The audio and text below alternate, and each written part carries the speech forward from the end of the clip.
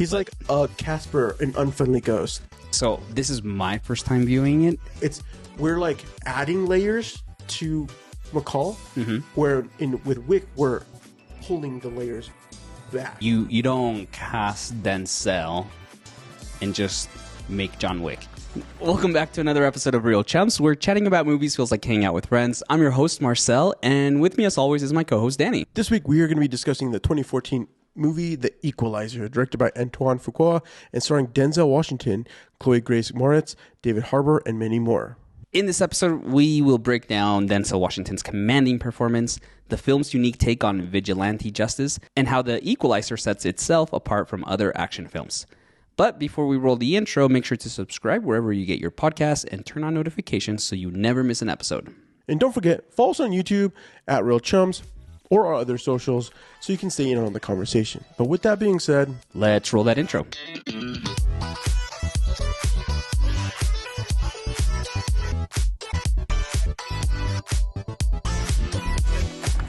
We got to get into this question because I have lots to talk about this movie. Yeah. So we have Denzel Washington and Keanu Reeves. They're both Baba Yagas. Which Baba Yaga is better? That's a good question. Granted, I've only seen the first Equalizer, and I've seen... We're only taking the first John Wick. John Wick, then.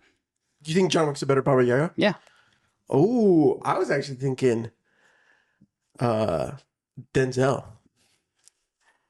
But I think Baba Yaga has to be fearful, so I think that's where John Wick comes in. There's this myth to it. Yeah. Because he's so stealth. Whereas I feel like Robert is more like, not that he's not stealth. He's like a Casper, an unfriendly ghost. He's a nobody. He's a nobody. Who's lethal. Yeah. Casper the unfriendly ghost. Oh boy. Oh, that's so funny. How about between the two of them? Who would survive? They're hunting each other. That's a good question too. John Wick. I think that it would be a really good fight though. Like I think that Robert would hold his own really well.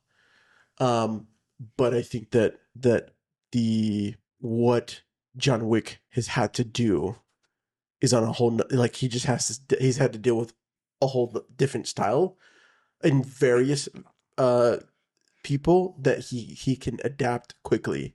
Yeah. Not that I think Robert wouldn't, but no, but I mean, I do think like John Wick, he finds a katana or something, like Robert's done. Like, it's done. No more arm. Yeah, like he gets on a motorcycle, boom, like John Wick has the upper hand at that case. But yeah, that's the crossover event we want. Robert McCall and John Wick. What if he becomes he's actually becomes one of the Continental, like the host guy? What do they call him? Oh, the concierge guy? Concierge. Yeah. We just show up and he's a concierge. Come on. That's the crossover. That's the TV show we want, not the Continental that came out 2 years ago. I forgot about that.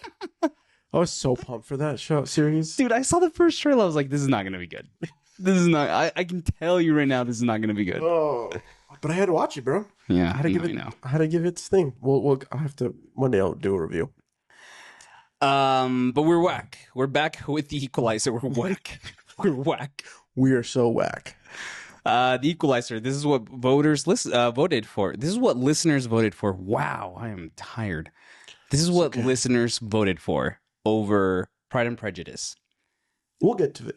Yes, mark my words, listeners or viewers. Look at me. We will watch Pride and Prejudice.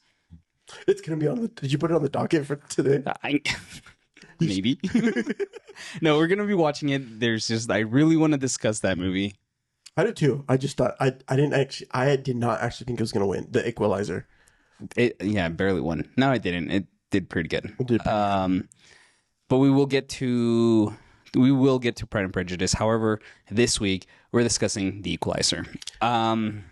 Robert McCall, a quiet and disciplined man with a mysterious past, lives a simple life working at a hardware store when he befriends a young woman named Terry, who is caught in the grip of a brutal Russian trafficking ring. McCall unleashes his deadly skills to dismantle the organization and protect those he cannot protect, those who cannot protect themselves. What follows is a calculated and relentless path of vengeance against one of the most dangerous criminals in the city. So tell me about your relationship with this. This is my first time watching it, and I'm a decade behind. I didn't watch it just mainly because I think I was just kind of over like the Taken movies. Yeah, I get that. In 2014, is that also when John Wick came out? Oh, I think so. So yeah, right. It was yeah. I mean, John Wick came out in 2014. Yeah. This it's a very I don't know who like what it's kind of like with the AI thing happening. Oh yeah. Like that thing in the Kool-Aid. It just kind of like just permeates Hollywood. Mm-hmm. And so I think for me, I was just kind of like I remember seeing the trailer. So I was like, yeah, I mean that's cool. It's whatever. It's Denzel. I love Denzel. I'm not gonna get to it. And then another one came out, and then a third one came out, and I feel like I'm so behind. I'm like, I need to get to these movies. So this is my first time viewing it. I loved it. I had a great time with this movie. But tell me your relationship with this. So I don't quite remember. I don't know if I watched John Wick first or Equalizer first. I think I might have seen. I think I saw John Wick first, and then I saw the Equalizer after the fact. Okay. And I actually think I watched Equalizer 2 before I saw the first Equalizer.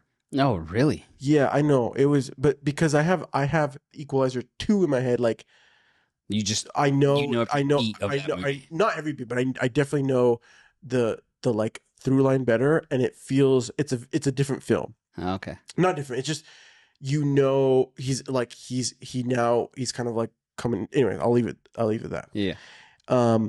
And so, but as I started watching this film, I'm like, oh man, Boston, we're in Boston. I remember watching this and thinking, freaking Denzel, what a great role for him. Yeah. I think this is a fantastic role for him. There's a level of filmmaking that I actually appreciate in this style more than I I think more than I enjoy John Wick's. Yeah, because John Wick is definitely a very stylized action movie. Correct, and it's like that's what it is. Yeah, this is a story with action, like a drama with action. Definitely. I mean, you don't cast Denzel and just make John Wick. No beef to Keanu because I love Keanu. No, Keanu, right? and Keanu brings a wonderful. Yeah, yeah. I think halfway through, I was like, I kind of wish we had done like the side to side comparison. Like a versus. Both released in 2014, Mm-hmm. have a similar vibe, and just talking about the strengths and weaknesses to both, right? Anyways, and so. I fell in love with these movies, and I remember, when I had watched it recently, right before the third one was announced. I was like watching The Equalizers, and I was like, man, these are such great movies. And then they were like, oh, we're gonna do The Equalizers 3, and I was pumped. I remember watching, and so I don't know. I was happy to see this world. Yeah, and I think that there's a just like in John Wick, this also has mystery to it, and I think there's something about that just really amplifies stuff, and so I'm really pumped to talk about this and get into more of the weeds. But I think I want to kind of I might interview you a little bit more because I think I want more of your insights of like when it comes to you being this is the first time watching it. Yeah. So, where do you want to start? How do you actually? Let's start with characters. Mm-hmm. What did you think about Robert McCall, Denzel Washington's character, as you started, in this first half? Because it doesn't go, John Wick literally 15 minutes, his dog dead. Yeah. Okay. and now we're going. We're hunting. We go. Yeah. Is he back? He's back. Mm-hmm. It's not the case here. And so, what was your initial feeling over this first arc, this opening half with Robert McCall's character? Yeah, I really have mixed feelings because I really like that we take the time to get to know Robert, right? As an employee, as a friend,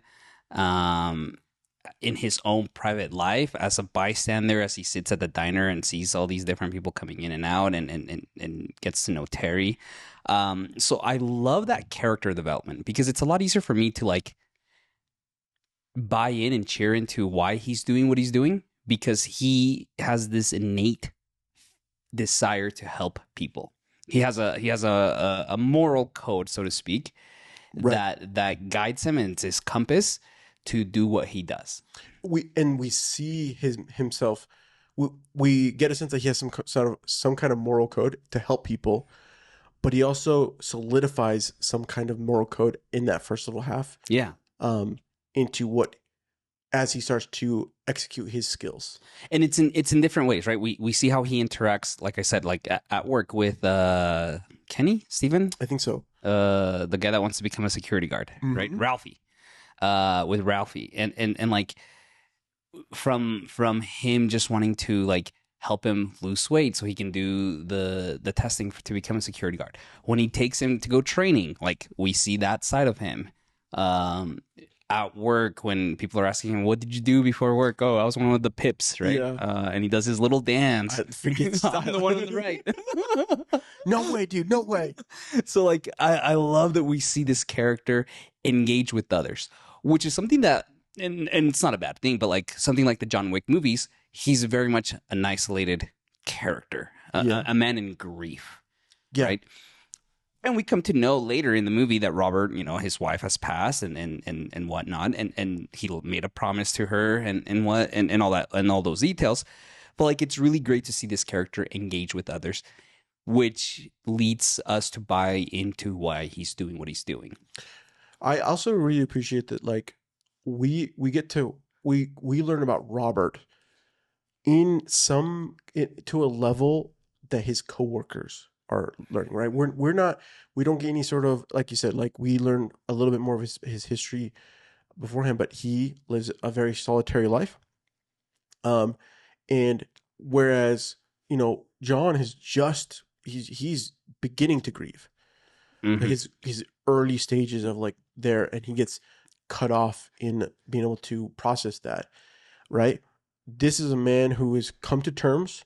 He's, made it, he disappeared from his colleagues and faked his own death, faked his own death, and so with that level of what he was willing to do, then comes into play of, okay, well, and he solidifies, like, I think I just really appreciate that we get that connection, like you said, with who he is as a man, and I think that what I think is like intriguing is that he is working, but he's also staying up late to some degree.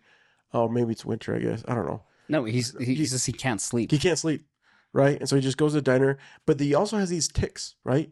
Everything is, he's got this OCD, right? And that's just another layer of like mystery. Whereas John Wick, we're like adding layers to McCall, mm-hmm, where with Wick we're pulling the layers back. Yeah. And it creates such a great storytelling mechanic for you to want to understand who this character is, right?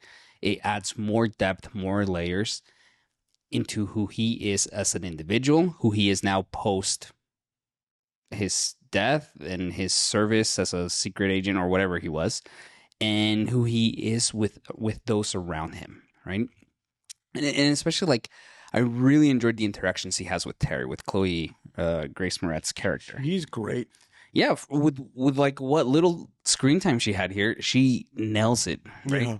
And it's great because like we see her in the first time, like in the diner, and she's just like this, like classic emo girl, like, or like just not emo, but like semi emo, like just like troubled, like a troubled teen. Bro, but like just like she's this young girl and she just seems like she's carrying the weight of the world on her, right? Like she's just worried, tired, exhausted, and we get these interactions of how she wants to be a singer and how Robert just very passively encourages her, promotes her, and wants her to like stop eating that sugar. It's bad for your throat and whatever. Yeah. Like he notices these little things on of all these individuals, right, and wants to help them, right? Yeah.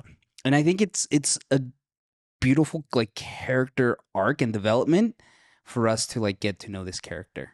I said earlier, like I had issues or mixed feelings with it because the whole that whole sequence where what's his face's mom, Ralphie's mom's restaurant gets vandalized by the cops, right? That part, like he does this act of this Good Samaritan act, right? Tracks down the cops, gets them to pay back to return all the money to all the people. But like it just felt like I'm already bought into the fact that I like this guy. Like I know he's a good guy. Yeah. In that additional moment, I was just like, oh, are these cops like tied in with the Russian mob? They're not. And I just felt like it was just interjected last minute. It's like, look, see how nice of a guy he is. Like, yeah. No, I get it. He is a nice guy. And so that's where I'm just kind of like, this is taking a little bit longer than I expected, which I do feel like this movie could have been like 15 to 20 minutes shorter. I agree. Yeah. And I think a lot of that is in that moment where it's just like you interject this random like it feels storyline about corrupt cops. Yeah, that doesn't tie back to like the mob. I almost feel like this was a deleted scene that got put in like as like a like you know what we like this but we like this cut better or whatever and they just wanted to throw it in because it feels in fact now I'm having like weird deja vu. Someone check that in the comments if you're listening to the pod or when you guys are watching. But yeah, because I agree. In fact, I was watching like, wait, what? Did I miss something? Yeah, and actually, like, part of me was like, I love the whole storyline of tracking down the mob and wanting to dismantle this like trafficking ring. Yeah, and more. But like, part of me was like, I kind of want a movie of Robert McCall like taking out like corrupt cops. Like I know, right? Like this is a lot more interesting to me now. Right. And I don't know if either of the sequels is any of that, but part of me was like, I kind of want just like him going out after and like demanding justice out of corrupt cops. But yeah, no. I really love that engagement he has with these other characters, and also like with Terry, like we see, like I mentioned, just how worried she is and exhausted she is, and she's able to lean and open up and connect with Robert. So you have this great dynamic between the two of a father-like figure, whereas her interactions with men have all been transactional. Correct. And it's great for her to then realize, oh no, like they're not all men are like this. Yeah, I actually thought Chloe Grace Moretz, like her performance and like the way she was able to connect with Denzel, there was something that like was organic there. That I don't know if they maybe that Denzel was like, listen,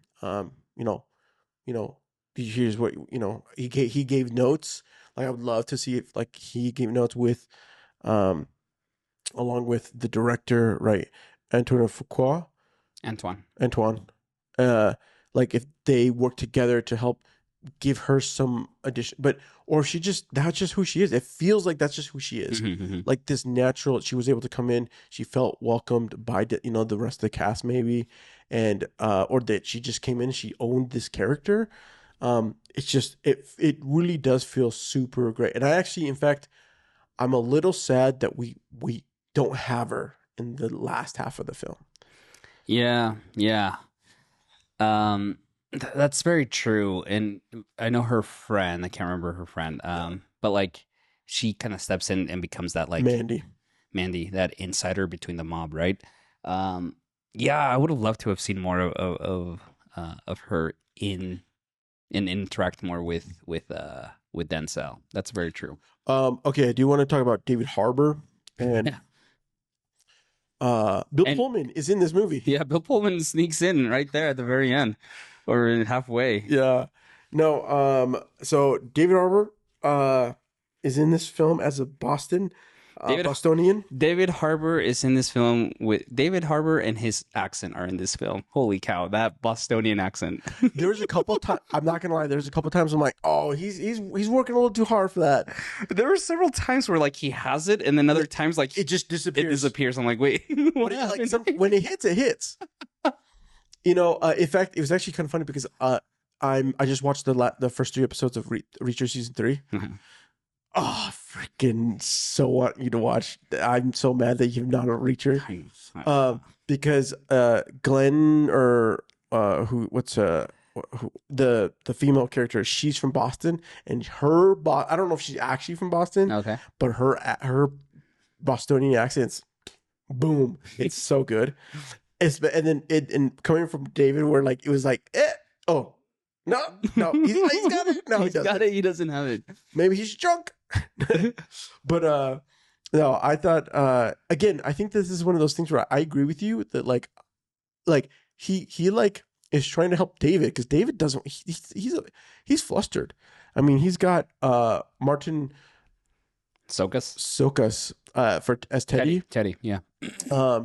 Who is, we'll talk about him in a second, but when he has to deal with when they go to the Irish. To the Irish. Oh, dude, that scene. It is a powerful entrance for a character, right? I think it's great. And then, but we have this, Masters he's flustered, but he's like involved in these people and he knows that he's done wrong. And so having that tie in with those cops that were corrupt, and then Denzel coming in is like, all right, let's go handle thing. It felt like they were trying to go. They started with one movie and then they had this one character and they decided to pivot. Yeah, more strong, or I don't know. It just felt like they did have this weird tie with the police side that we could have almost just gotten rid of it. Yes, because even like when they do that, when Robert and Masters go and take over the money the money laundering operation, right? And then they call the cops, right, to come get him. I'm like, oh, is one of these cops going to be bad? Like, you already teased that there's corrupt police officers several times here in this city. So it just, again, going back to that scene, it must have been like a deleted scene that they interjected last minute. But it really just like, at least for me, it like made me believe the movie was going one direction or adding another story element to it when it doesn't. But I do like that scene with the money laundering just because it's like he catches everyone and then at the end he just pays everyone. I know. As they're leaving. I love the last lady. The last lady's like legit. She's so happy not only to get fake money, but more happy to just see Denzel Washington. That was a real reaction. That was a legit reaction. Yeah. That's Denzel Washington. That would have been my mom. But it's great. Just like again, Masters as this corrupt cop and being Teddy's lackey, so to speak. Right. Plays so great. It does. Because Masters comes off as like, we have this operation under control. We know what we're doing. Like, don't mess with the Irish. Like, everything's good. And then Teddy just comes in and just beats the crap out of that guy. At least like 27 punches. Yeah. And it's just great because like the way that David Harbour as Masters reacts to that, and he's just so freaked. He's like, no, what are you doing? No. It's so great. But to your point, it's such a wonderful character introduction because he, at the end, he even says like, why did you do that? He's like, we have to make an example. Yeah. Right. And not only is Teddy in the world making an example, but we as an audience are understanding the threat that he is. Yeah. Oh, I love that. And it's such a great juxtaposition between Robert, who is very much, like I said, has a moral compass, and the way he interacts with others and is not strategic, but is compassionate with others, for Teddy to come in and just immediately trash this guy. It's wonderful interaction or juxtaposition of the two characters here. Yeah. I want to talk. Let's talk through story beats. I mean, like the greater arcs. Okay, because I think this is where my biggest gripes are. Is like, and we've touched on it, right? The fact that like we have the lead scene. Did you have anything else before I move on to this? I mean, like to me, at the end of the day, like I felt like we get the intro, which I like. I think it drags just a little bit. Not drags. I think we're waiting for it to drop. Yeah. And I think that it doesn't do a good job with the scene that we talk about, right? Mm-hmm. With Ralphie's mom's diner. Like, even if we had gotten like, hey, where's Ralphie? Like, he was supposed to be he's on the docket today or whatever. He just shows up. Yeah. Because he wasn't at work. Mm-hmm. And, Ralphie's almost like, his mom's kind of upset at him. And like, it just doesn't feel like it like really breaks the flow that has come into for us to go there. And I don't want to beat the dead horse here. But the next sequence is I think, as you put it, McCall's reawakening as a protector. Mm-hmm. And this is with Terry, as we get to kind of get to know Terry as McCall starts to do these other good deeds, and he's just like he's building a bond to Terry. Yeah. And we also have Teddy's growth in him bringing his talents into this city as the enforcer for the greater mob. And I think to me, I just like you brought it, I really enjoy the juxtaposition here. It's a pleasant, just the back and forth that comes from it. It helps overall, I think that the gripes from the story, some of the story thing beats that don't fully land are forgotten on a regular watch. Yeah. Because you are carrying and you're just waiting for the Russian takedown. Yes. Because we know Teddy's come in, but he's not necessarily involved with the like more day-to-day operations until Terry gets beaten. Mm-hmm. And she's in the hospital. I love, and I actually like, I mean, this incident's so far into the movie. And actually, I think I wanted a little bit, again, more from Terry on screen, mm-hmm. just a little bit more, or even like maybe more from like McCall's character in like giving something to Terry is like, this should have never happened to you. Right. Or like, I don't know. Just a little bit more of like a solidification that like, or even like a reconfirmation of connection, like him connecting with his, maybe like some sort of like him, yeah, I don't know. It's hard because the whole idea is that he leaves money behind for her to run away, right?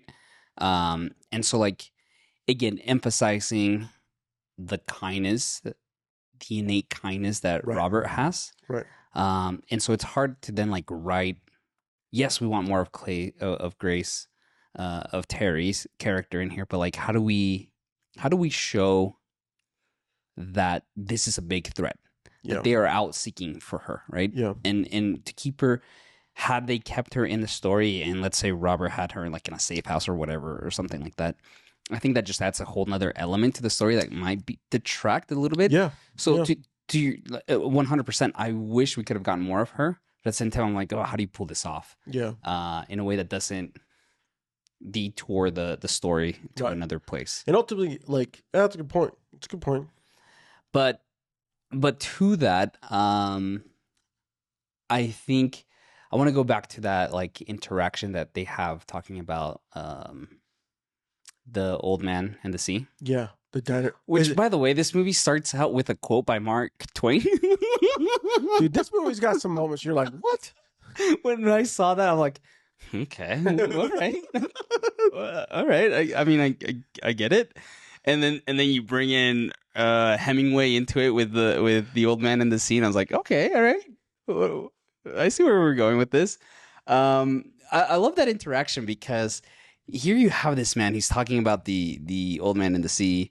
I am not a Hemingway aficionado, but I remember reading this a long time ago. You have the main character Santiago who is trying to catch this marlin. Yeah. Right. And they talk about it in the movie. He's constantly going up against it. He finally catches it against all odds. We talked about this in our last episode about Air Force One. Yep. About these characters that go up against all odds. And then he catches it. He ties it around the boat. 2 to 3 sharks end up like going after him. Yeah.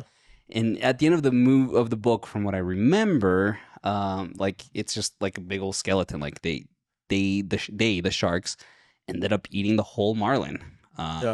He survives, and then he just goes back to dreaming about whatever he wants, right? So part of me is like, you have this metaphor between Santiago, the character from the old man in the sea. You have Robert, who are 2 individuals who are going to go up against all odds. Yeah. But they are determined for their goal. Yeah. Santiago's is to catch that darn marlin after almost 90 days of not catching anything. For Robert, it's this compulsive need to help people that can't help themselves. And so he's going to risk death or life to be able to help these individuals. I thought in the end, because they teased the old man in the sea, I thought in the end, like, everything was going to backfire against them.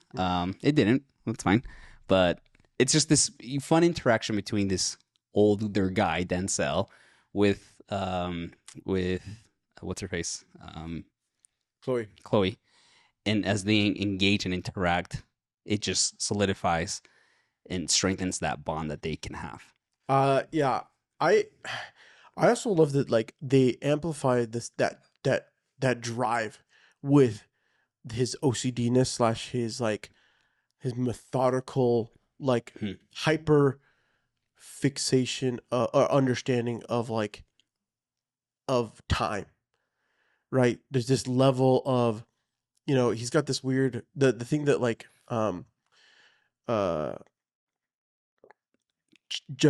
Robert Downey Jr.'s Sherlock Holmes that they do, him hyper analyzing this situation because he's at this level that he understands, what he's going to do and how things are going to play out, that, McCall lives in this world. Yes. Right. And I love that they hint at this, and that it's that driving, like, the, Sanjay is like, he's there against all odds, and he fights it because he's for that. He's a fisherman. He's looking for that fish that is going to be that big thing that, like, he's going to drive for. Like, he's been dreaming about it for, whatever. Now, McCall, I think on his side is that he's trying to find what that is. Right. He had someone that's what it was. Yeah. Right. His wife. And I think that we find that, and I think for me, I love when he goes to visit Bill Pullman and Melissa Leo, Susan Plummer and Brian Plummer, who, Bill Pullman is like, she was a wreck when she thought, you'd been dead. Yeah. We all were. And, he had some huge impact. But the fact that at the end of the day, Brian Plummer talks to Susan, it's like, did you give him what he wanted? Like, whatever. And she's like, well, he didn't come here for info. Yeah. He came here for permission to go do what he needs to do. Right. And I think there's this level, because of this mysterious, some kind of agreement, right? His past life, he is on the other side of where Sebastian is, right? He's Sebastian at some point may finally decide, I must go and get those sharks, right? I don't know. Of Santiago. So sorry, Santiago. So Santiago might go back and go get the sharks rather than, just any other fish, right? He wants to go for a revenge of. I'm not saying it anyways, but all I'm saying is that I really, I find that sequence is so poetic. This movie is kind of a poetic, or like just someone who appreciates literature and like what those like these classics teach us about character. And McCall's character is all about character. You know, he's always trying to help each individual person look and ask themselves, are you going to do more? I think when he talks to Masters is probably my favorite, right? Before he calls it in. And McCall's in Masters is he's freaking, handcuffed up, and he's just like, no, like, why are you gonna make me do it? Like it's just like he's just like a baby. Yeah, it's just like toddler can't handle it, and McCall's just like, trying to help. You got to do the right thing. You got to do the right thing. Yeah. Oh, it's so good. Going back to like the stopwatch, does the stopwatch element, how does that impact the fighting? I guess what I'm trying to say, at the end of the movie, I'm like, why the stopwatch? Was it? Yes, it's a trait of him as a character. Yeah. Yeah, it makes for cool like action sequences because like he gives himself a timer and he has to execute that in that designated time. So from like a story perspective or for like action sequences, it's fun. But what makes a stopwatch, the element of the stopwatch, such a unique trait of Robert, or does it? I think it does. Okay. And I think for me, the biggest thing is that like he's a man that he's taking notes on time and of moments of time at every second. Yeah. Okay. Yeah. Right. He's that mean like to a sense of like I think what it comes down to is like he notes and has been in enough encounters that he can look at a room, analyze it, and understand this is going to be 16 seconds. Yeah. Right. And I think that's like this interesting thing because like when we think of altercations, right? In reality, they do move. They feel like they go by fast, but he is so in control of his surroundings, of who he is, what he can do, that it just slows down for him. Yeah. In the sense that he can then operate at a level that no others it feel like it's faster time. Sure. Right. And so that's the character that we see. Did you find it as like a gimmick?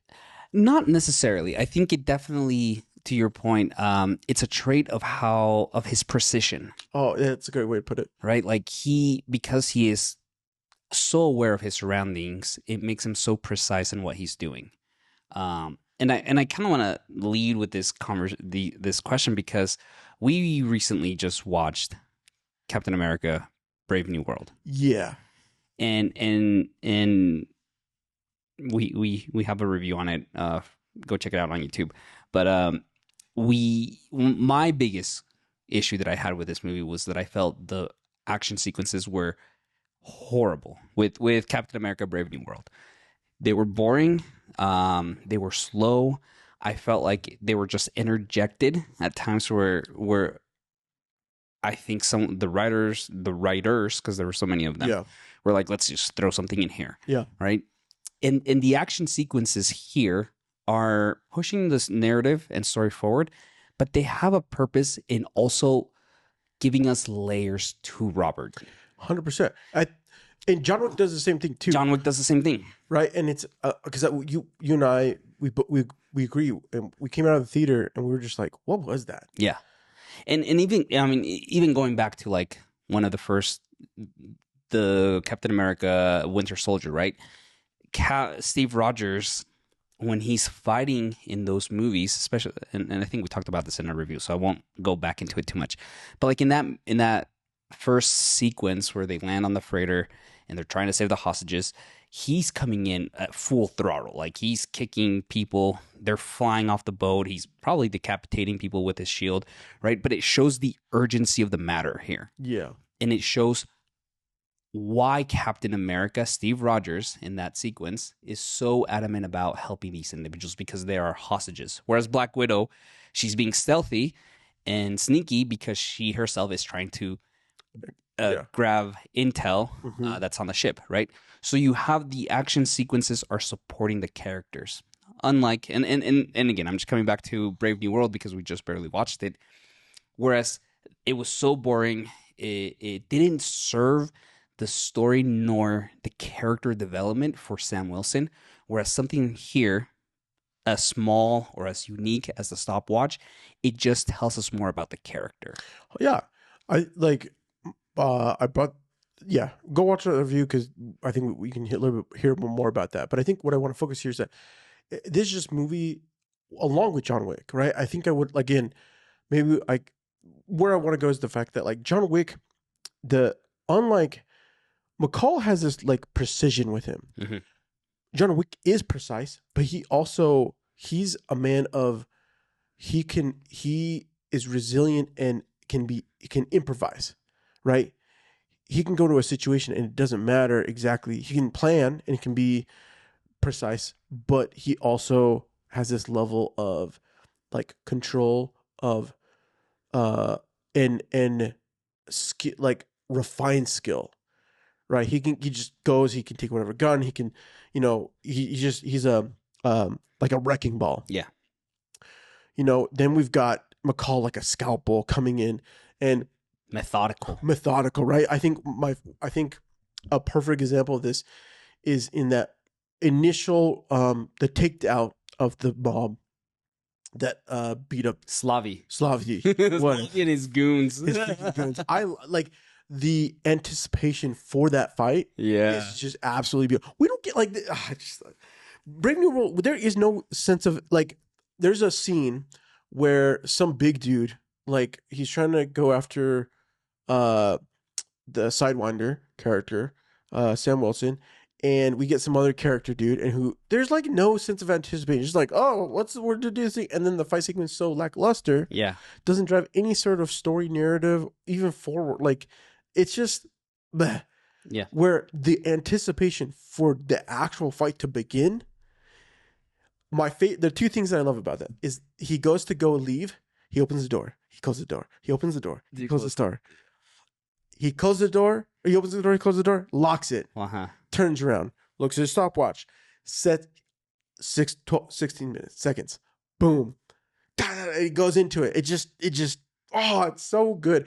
Then at the end of it, when we have Teddy show up at his house, pretending to be a cop, some kind of cop or whatever. How did you find me? You must, like, aren't you gonna give me your card so I can call you about the situation? Mm-hmm. Right?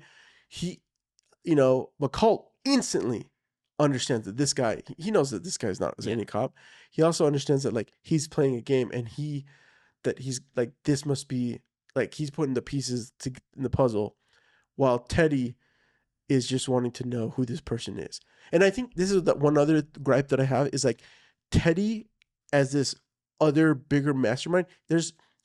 He like has some sort of office building in the Prudential in Boston or something. Like they have a shot of the Prudential. He also, and he's got some big like corporate goons like trying to find out information about McCall, but who are like, I think I hate and love the fact that like they don't even go into that. But he also is like this kind of psycho killer who he's got crazy tattoos, will choke out a girl after he just got her water. Yeah.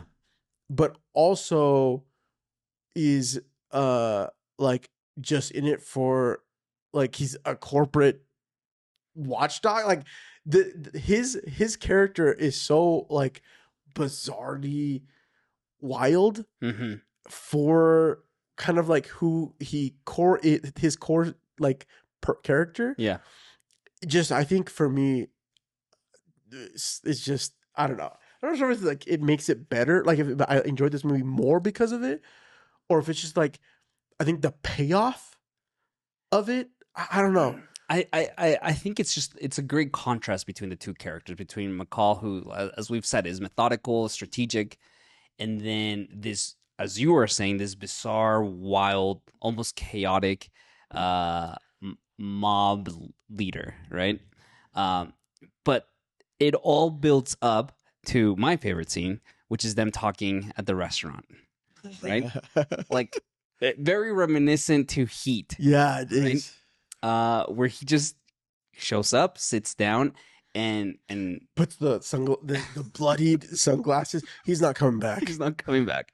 I love how they met before as when Teddy was pretending to be law enforcement, right? Yeah. But now like all gloves are off. Like this is it. Like, and they just have this face down where they talk about why he's doing what he's doing. Robert gives this story about this child that was failed by the system. Maybe you've heard of this story, right? And he just goes off and it's him, and it's just so great. Teddy, the intensity in Teddy, you know that he just wants to snap him, but like he won't do it here. Yeah, they both have self-control. Yeah.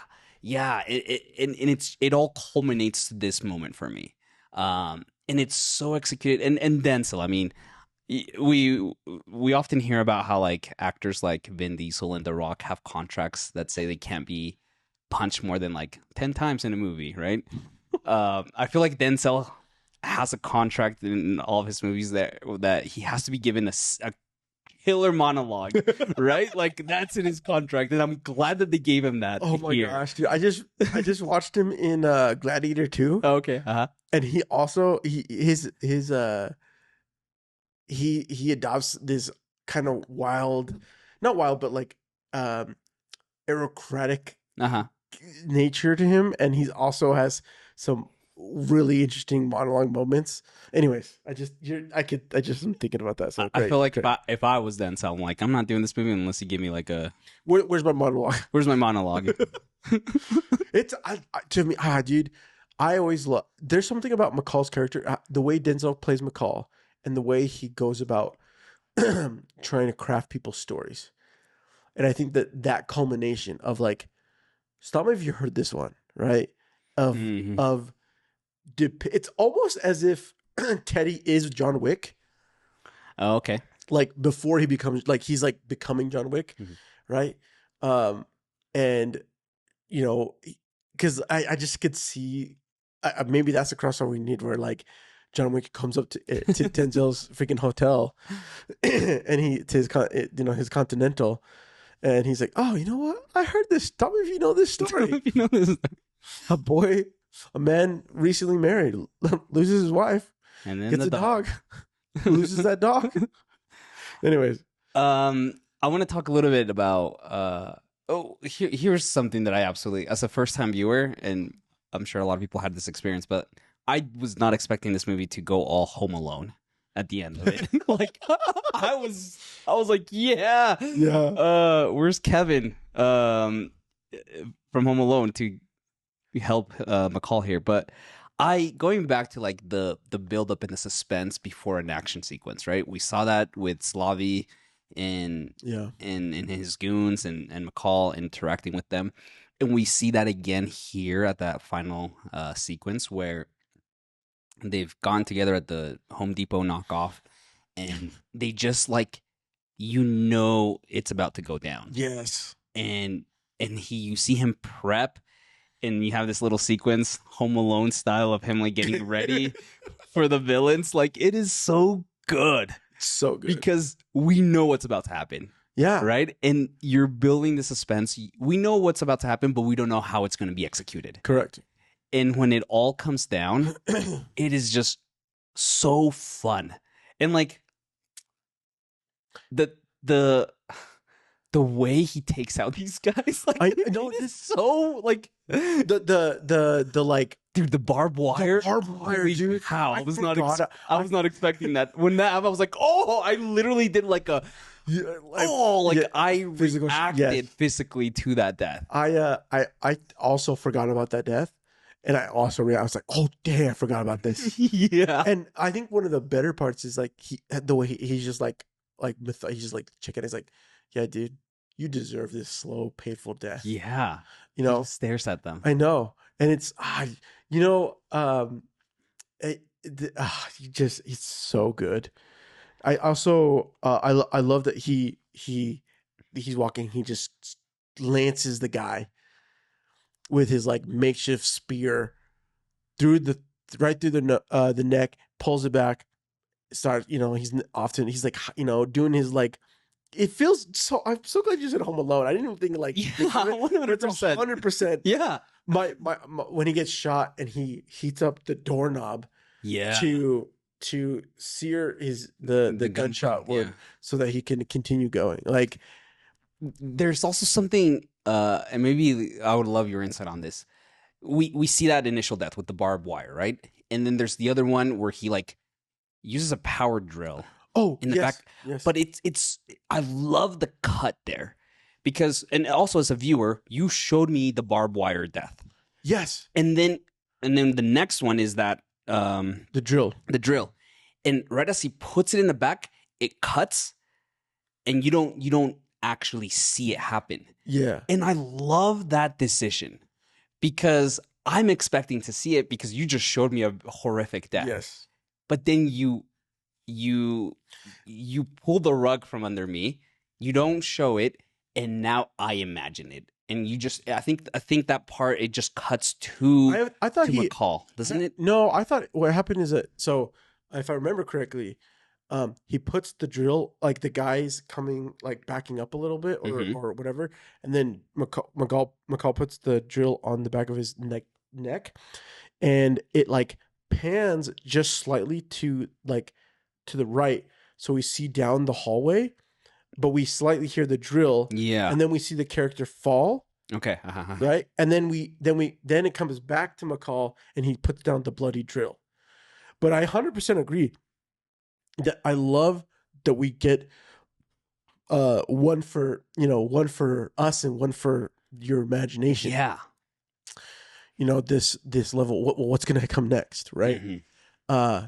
And it and the fact that he's like, I mean, or even like, he kills Teddy with a nail gun.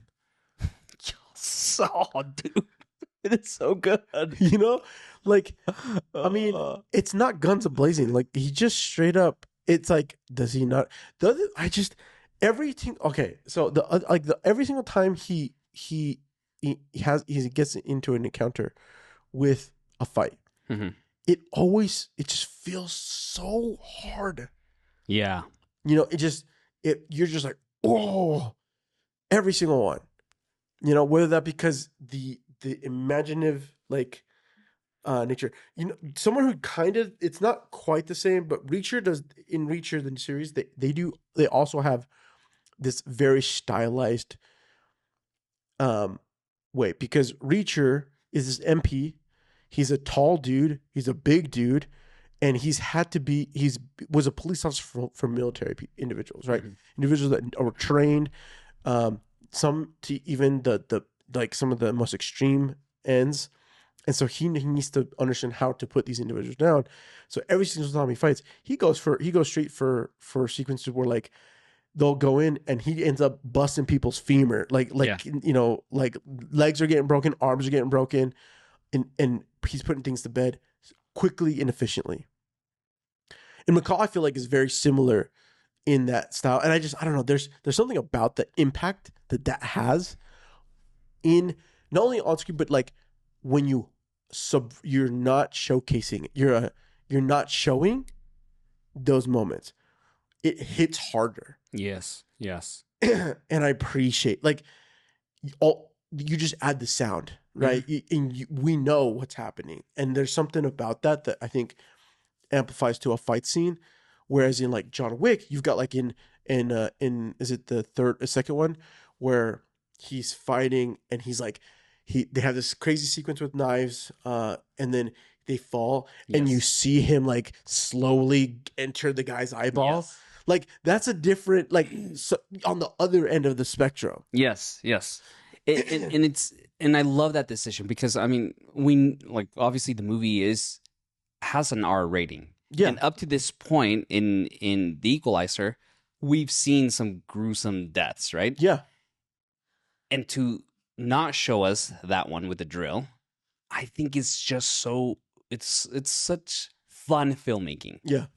Because then you just let the sound design, the sound of the power drill, the shot, coming through, and you just it for me as a viewer, it's just, I don't want to say satisfying, but it subverts my expectations, and it is satisfying because it's just like, yeah, get it, man. These guys do not deserve to be alive. Yeah. So it's just it's really, really good. And I think this is something that's great about, and maybe we'll finish up with this, but like something that's great about Antoine Fuqua is that he does great character-driven action movies, right? From something like Southpaw, Training Day, right? Like The Magnificent Seven. Yes, like he really focuses on Shooter. You love Shooter, don't you? I do really love Shooter. On like breaking down these characters, but pushing their story forward through these action sequences that continue to support who they are as a character. And I've said it before, like I would love for Antoine Fuqua to do a Marvel movie. I think he would be great. He would be so great. I think he would be awesome in one, but you got to give the man his ability to do what he does best. So shout out to Antoine for just incredible. I would love him to do a Black Panther movie. I don't know, man. I think Ryan Coogler is just he's Black Panther. Yeah, I get that. I love Ryan Coogler, I do, and I think he is just the man for Black Panther. I will. No, dude. This is. I'm so glad that I decided to say this film to go through it again. And like I said, I think I've seen the second one more. Okay.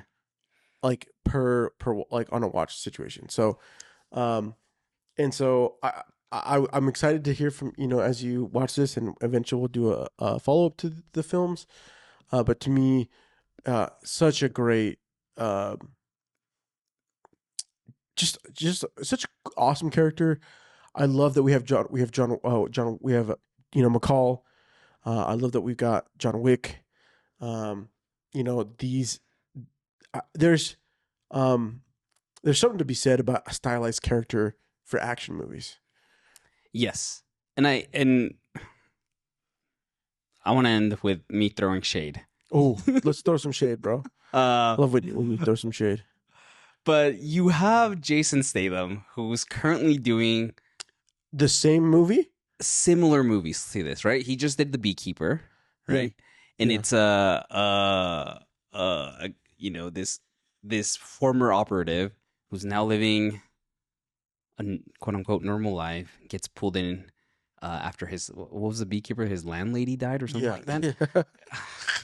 And so like he gets the shade that I hear right now, dude. And now do you see the new one that he's doing? It's basically The Beekeeper, a working man. Yeah. Okay. Like he is trying to do similar stuff like this. And look, I'm not dogging on. I like David Ayer as a director. He's doing this working man one, and he did The Beekeeper. But these are not. I mean, Jason Statham is no Denzel. No one is a Denzel. Yeah. Okay.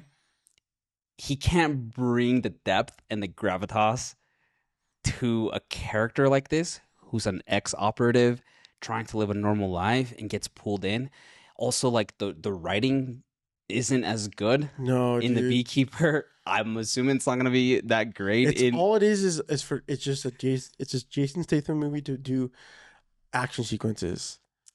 And that's fine. There's an audience for that. There's definitely an audience for that. That's why they keep making these. But there is something something more rich and beautiful when you give me a Robert McCall played by Denzel who brings depth, who brings layers, who brings a passion and can deliver beautiful monologues. Yeah. And action. 100%. Yeah. And this is part of the reason why I haven't watched the Equalizer show. Because I feel like if I watch that, I'm gonna watch it and be like, nah, why'd you do this to us? And again, I might be 100%. I mean, there's 3 seasons, so I'm probably gonna give it a shot. But I don't know. There's 3 seasons. I think there's 3. There might be. Maybe there's even more, man. Good for Queen Latifah. Man. Yeah, I think it's. And I think. Anyways, dude, it was such a pleasure to talk about this movie, and I'm so happy that you watched it. I really love this movie. I had a great time. I know I gave our listeners a hard time for not picking Pride and Prejudice, but no, I love this movie. This is a fun time. I'm even more excited to hear you text me about the second or the third one or whatever. I hope, and I mean, I haven't seen them, so I hope like we continue. I mean, I'm still not sure what role he played. Like, who was he before? Right? Like, what kind of was he? A CIA? Like, what Marine? Like, it's not fully clear, and I hope they kind of keep that like a bit mysterious because I love that aspect of the character. It's a great aspect of the character. So yeah. Well, we hope you guys enjoyed this episode of us discussing the Equalizer. Don't forget to subscribe on whatever platform you get your podcasts. And if you like this episode, please smash that subscribe button or leave us a review wherever you listen to podcasts. More importantly, we want to hear from you. What did you think of the Equalizer? What did we miss? You can always connect with us on any of our socials at Real Chums, or feel free to email us at your@realchums.com. You can find me, Marcel, on Threads and on Instagram at Marstrosity, MARCTROSITY. And you can find me at Rubio.tv on Instagram and Threads as well. Okay, real quick, we put up a poll. We heard back from just a few of you, very few, but we're going to be doing Macbeth for our next episode. So go watch it, and we'll see you guys next Sunday.